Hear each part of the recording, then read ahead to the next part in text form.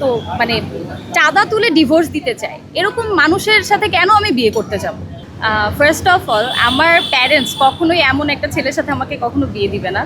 আর আমিও বা এরকম একটা ছেলেকে কেন বিয়ে করব যে কিনা চাঁদা তুলে ডিভোর্স দিবে? আর সব থেকে বড় বিষয় সেটা হচ্ছে, যেই মানুষটা ডিভোর্স দিতে চায় সেই মানুষটার মেন্টালিটি কীরকম।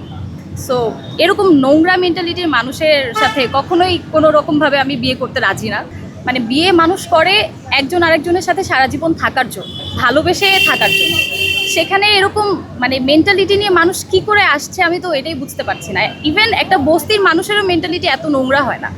তো মানে চাঁদা তুলে ডিভোর্স দিতে চায়, এরকম মানুষের সাথে কেন আমি বিয়ে করতে যাব? আর আমার প্যারেন্টসও কখনোই এরকম মানুষের সাথে বিয়ে দিবে না, অবভিয়াসলি না। নর্থ সাউথে পড়ছি, নর্থ সাউথের এনভায়রনমেন্ট কেমন এটা সবাই জানে। সো নর্থ সাউথে পড়া মেয়ে কখনোই এরকম মেন্টালিটির ছেলের সাথে বিয়ে করবে না। যারা আমাকে নিয়ে ট্রোল করেছে তাদের পারিবারিক শিক্ষা কতটুকু এটা আমার বোঝা শেষ। আর বলতে চাই তাদেরকে, আপনারা কি কোনোদিন নর্থ সাউথে এসেছেন?